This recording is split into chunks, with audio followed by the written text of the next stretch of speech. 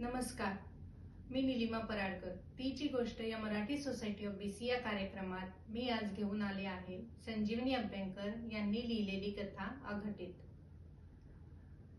प्रथम मी MSBCचे ही संधी दिल्याबद्दल आभार मानते. संजीवनी अभ्यंकर या आपल्या MSBCच्या जुन्या सभासदांपैकी असून कोकिटलम येथे राहतात. त्यांची ही कथा एकता त्रैमासिकाच्या कथा स्पर्धेतील विजेती कथा आहे. चला तर मग ऐकूया कथा अघटित. आंघोळ झाल्यावर गौरीने डोक्याला टॉवेल गुंडाळला, कपडे घातले. ती मोरीच्या बाहेर आली आणि ड्रेसिंग टेबल जवळच्या खुर्चीत बसली. टॉवेलनं केस पुसत असताना तिनं आरशात बघितलं.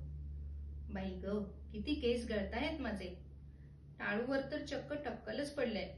गेल्या वर्षी शॉपिंग सेंटरमध्ये केसांच्या टोप्या, लहान मोठी गंगावनं, केसांना लावायचे छोटे तुकडे वगैरे विकणाऱ्या दुकानातील विक्रेती माझ्या मागेच लागली, तुमच्या डोक्यासाठी हेअरपीस घ्या म्हणून. किती दाट आणि लांब केस होते माझे, अगदी गुडघ्या खालपर्यंत. लहानपणी केस धुणं म्हणजे एक प्रोग्रामच असे. आधी तेल लावणं, मग शिकेकाईनं न्हाणं, पुसणं, मग केस विंचरणं. न्हायला घालणारी आम्ही म्हणायची सुद्धा, मोठे मोठे केस माझ्या हातात मावना, लिंबा वाचून नाही ना गौरीताई. कॉलेजात असताना शेखर माझे केस खुर्चीला बांधून ठेवत असे. लग्न झाल्यावर शेखरने माझी वेणी मुद्दाम मद्रासी स्टाईलने केवढ्याने गुंफून घेतली होती. 4-5 दिवस टिकली होती. केवढा सुवास दरवळला होता खोलीत. शेखरला कॅनडात नोकरी मिळाली. मी कॅनडात जायला निघताना आई म्हणाली सुद्धा, तिकडे गेल्यावर ते छान केस कापू नकोस म्हणून. पण सायराच्या आणि मग नंतर सीनाच्या वेळच्या बाळणपणात केस जायला लागले. ते पुन्हा पहिल्यासारखे झालेच नाही. आता तर डोक्यावर पण विरळ झाले आहेत. दोन्ही मुली सॉफ्टवेअर इंजिनियर झाल्या. आधी दोघी सॅन फ्रान्सिस्कोमध्ये नोकरी करत होत्या. पण सायराचा नवरा समीर याची त्याच्या कंपनीने पुण्याला बदली केली. ते दोघे पुण्याला राहायला गेले. त्यांच्या पाठोपाठ सीनाने टेक महिंद्रामध्ये नोकरी घेतली आणि ती व तिचा नवरा रोहन पुण्याला राहायला गेले. शेखर म्हणाला, दोन्ही मुली तिथे. आता आपण कॅनडात राहून काय करणार? आपण पण जाऊया थोडी वर्ष. नाही आवडलं तर परत येऊया. त्यालाही झाली आता 1 वर्ष. अहो काकू, तो केसाचा टॉवल द्या म्हणजे धुते तो बी, असं म्हणत घरकामाची बाई कमल गौरीजवळ आली. ये कसले केस पडल्या टेबलावर, असं म्हणत तिनं सायरानं नुकताच आणून दिलेला हेअरपीस उचलला. हे काय व गंगावन नव्ह? त्यातलाच एक प्रकार, गौरी म्हणाली. हेअरपीस म्हणतात त्याला. कमलच्या चेहऱ्यावर आश्चर्य दिसलं. हेअरपीसला हात लावत ती म्हणली, खरं वाटतंय बघा.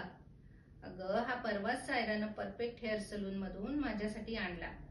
आपल्या डोक्यावरील केसात अडकवला की भरपूर केस दिसतात.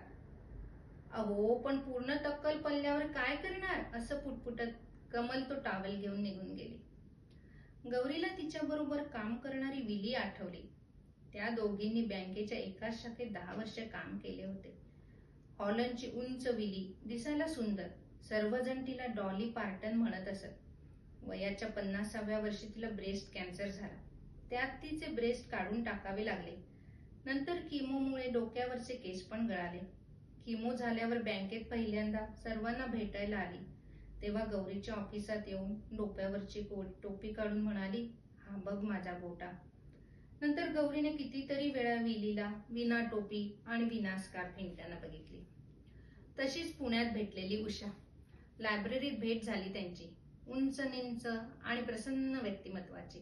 साडीचा चॉईस नेहमीच छान. कुठल्याशा रोगानं टक्कल पडलं तिला.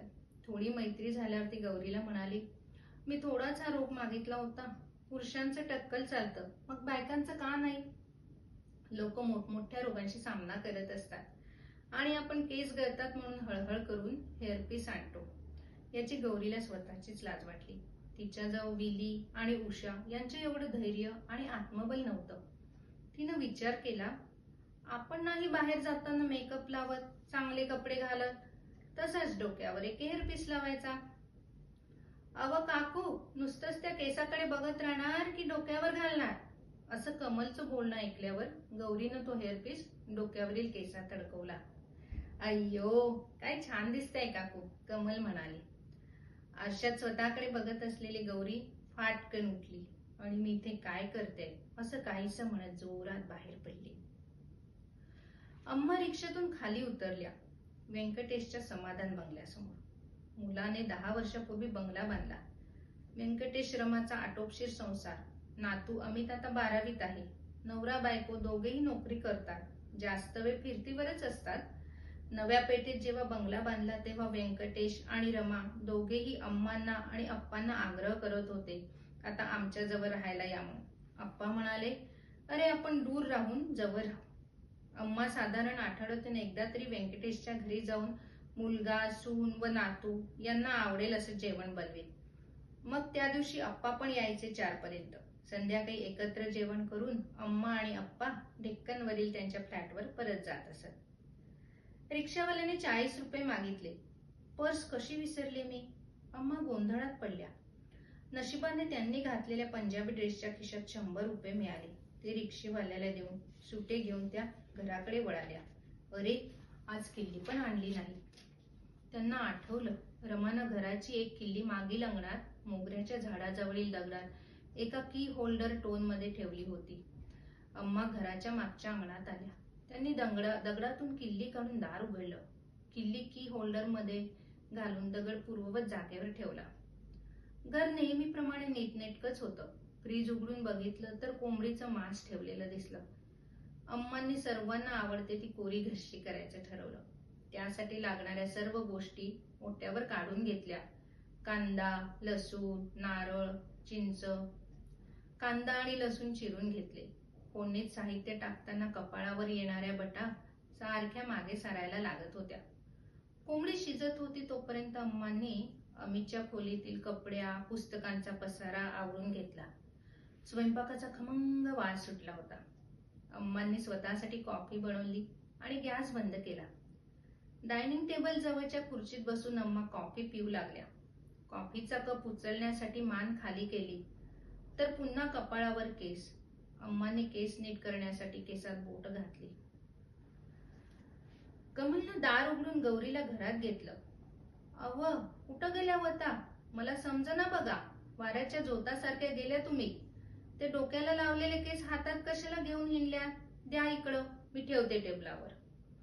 कमलच्या हातात गौरीने हेअरपीस दिला आणि ती स्वतःशीच पुटपुटली, खरंच कुठे गेले होते मी? कमलनं पुन्हा तोच प्रश्न विचारला. तेव्हा गडबडलेली गौरी म्हणाली, किती प्रश्न विचारतेस ग? बाहेर गेले होते ना मी बेडरूम मध्ये झोपते जरा, असं म्हणत ती बेडरूम मध्ये गेली. संध्याकाळी शेखरनं विचारलं, काय ग, आज गप्प गप्प का?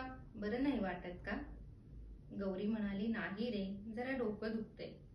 खरं तर गौरीला तिने बाहेर 4 तास काय केलं हे काहीच आठवत नव्हतं आणि विचार करून तिचं खरंच डोकं दुखायला लागलं होतं. व्यंकटेश घरी आला तेव्हा घरात जेवणाचा छान वास सुटला होता.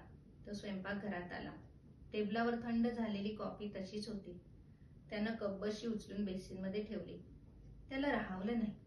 भांड्याचं झाकण उघडून त्याने शिजलेल्या कोरी घश्शीचा भरभरून वास घेतला.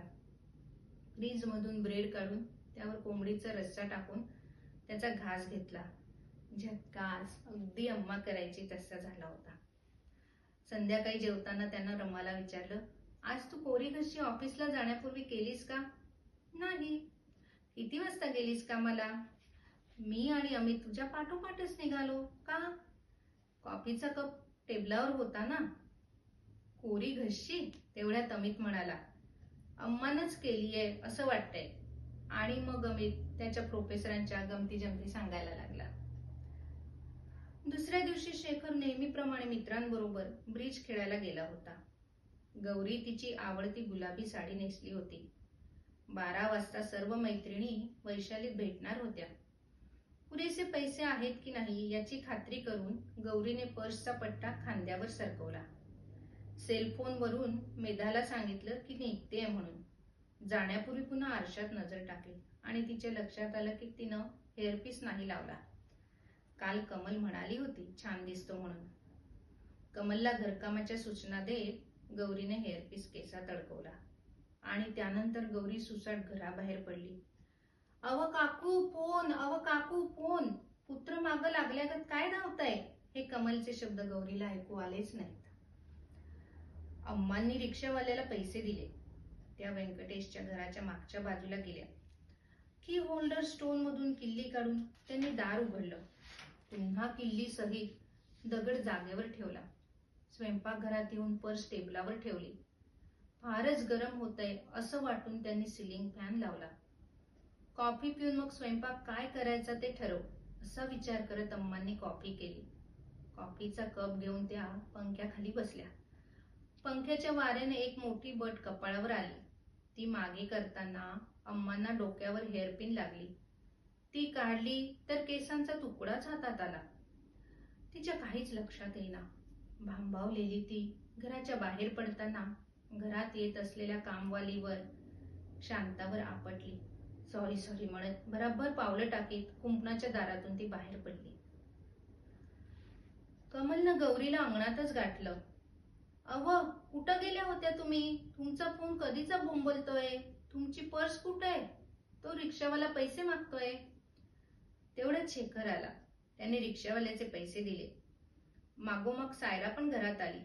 घरात येताना सगळ्यांचा प्रश्नाचा भडीमार चालला होता. कुठे होतीस? काय करत होतीस? वैशालीत का गेली नाहीस? वगैरे वगैरे. घाबरलेल्या आणि गोंधळलेल्या गौरीकडे या प्रश्नांची उत्तरे नव्हती. कालपासून हेच प्रश्न तिला सतावत होते. ही अल्झायमरची सुरुवात तर नाही ना? गौरी शेवटी मान खाली घालून रडायला लागली. रडून शांत झाल्यावर गौरी म्हणाली, काल साधारण 10च्या सुमारास मी हेअरपीस डोक्याला लावायला घेतल्याचं आठवतंय. त्यानंतरची आठवण म्हणजे हातात हेअरपीस होता, पण मी पुन्हा दुसऱ्याच्या घरात होती. त्यांच्या स्वयंपाकघरात होते. माझ्यासमोर कॉफीचा कप होता. आजही तसंच झाल्याचं आठवतंय. त्या घरात मी का गेले, कशी गेले, तिथे मी काय केलं हे मला नाही आठवत. नव्या पेठेतून रिक्षा घेऊन आपल्या घरी आल्यानंतरचं मात्र सर्व आठवतंय. शेखर व सायरा अवाक होऊन गौरीकडे बघत राहिले.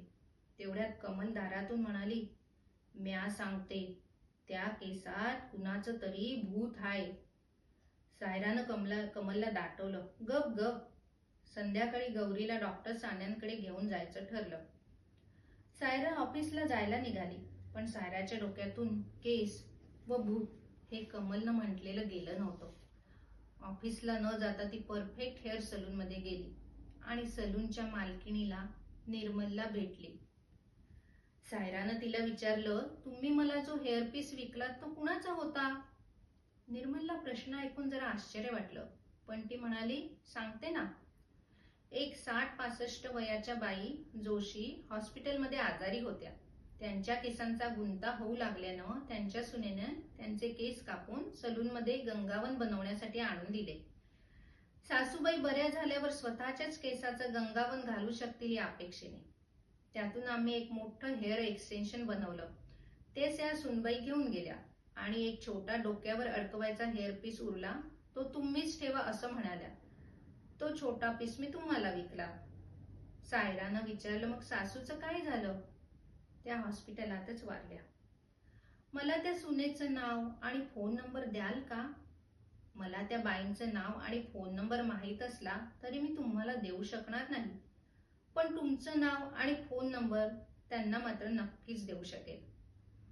मी गौरी गोगटे यांची मुलगी सायरा. माझ्या आईला त्या बाईंना त्यांच्या सासूबद्दल काहीतरी सांगायचंय असा निरोप द्या. व्यंकटेश, रमा आणि शांता टेबलापाशी उभे होते. पर्समधून काढलेलं ड्रायव्हिंग लायसन्स कनेडियन होतं. त्याच्यावरील नाव गौरी गोगटे असं होतं. आधार कार्डवर पण तेच नाव होतं. फोटो बघितल्यावर शांता म्हणाली, होय, आपल्या घरातून बाहेर पडलेल्या याच त्या बाई. तेवढ्यात रमाचा सेलफोन वाजला. फोन होता परफेक्ट हेअर सलून मधून. रमानं सायराचा फोन नंबर लिहून घेतला आणि सायराला फोन लावला. विश्वास बसणार नाही अशी गौरीची कथा सायराने रमास सांगितली. पर्स परत करण्यासाठी व्यंकटेश व रमा संध्याकाळी गौरीच्या घरी आले. घरातील मंडळींचा भूताखेतांवर विश्वास नव्हता. त्यामुळे गौरीच्या बाबतीत घडलेल्या गोष्टी माहिती नसताना गौरीनं त्यांच्या घरी जाणं, स्पेअर किल्लीची जागा गौरीला माहीत असणं, हेअरपीस डोक्याला अडकवल्यावर केलेल्या गोष्टी गौरीला न आठवणं आणि अम्माच्या हेअरपीसमध्ये अम्माचा जीव अडकला असावा का, या गोष्टींची स्पष्टीकरण कुणाचकडे नव्हती. पण काहीतरी अघटित सुपर नॅचरल घटना घडली होती हे मात्र निश्चित. जेव्हा व्यंकटेश आणि रमा म्हणाले की ते अम्माच्या केसांच्या गौरीकडील हेअरपीस घेऊन जातील आणि पुजाऱ्यास घरी बोलावून त्यावर यथासांग क्रियाकर्म करून त्याला अग्नी देतील, तेव्हा ते सगळ्यांनाच पटलं. ते जायला निघाले तेव्हा गौरीने पुन्हा एकदा सॉरी म्हटलं. तेव्हा व्यंकटेश म्हणाला, सॉरी कशाला म्हणता? तुमच्यामुळेच आम्हाला अगदी अम्मा बनवीत असे तशी शेवटची कोरी घरशी खायला मिळाली. त्यानंतरच गौरीचं रुटीन नेहमीप्रमाणे सुरू झालं. 1 महिन्यानं सायरा कामानिमित्त अमेरिकेला गेली असताना गौरीसाठी एक हेअरपीस घेऊन आली. गौरी म्हणाली, खऱ्या केसांचा? नको गो बाई, मी नाही घालणार. सायरा म्हणाली, आई मी राहीन तुझ्याबरोबर, घालून तर बघ. आरशात आपल्या विरळ केसांकडे बघत गौरीने होकार दिला. सायरानं हेअरपीस गौरीच्या डोक्यावर लावला. खूप छान बसला. सायरा म्हणाली, एकदम परफेक्ट. त्यानंतर दोघीजणी हसल्या. गौरीला मिठी मारत सायरा म्हणाली, आई तुला केस असो वा नसो, तुझ्या शांत, प्रेमळ, दयाळू आणि हुशार व्यक्तिमत्वामुळे तू आम्हाला आतून बाहेरून नेहमीच सुंदर दिसतेस. हसण्याचा आवाज ऐकून आत आलेल्या शेखरनं तिला दुजोरा दिला. तुम्ही आत्ताच कथा ऐकली अघटित. लेखिका होत्या संजीवनी अभ्यंकर. वाचन निलिमा पराडकर. धन्यवाद.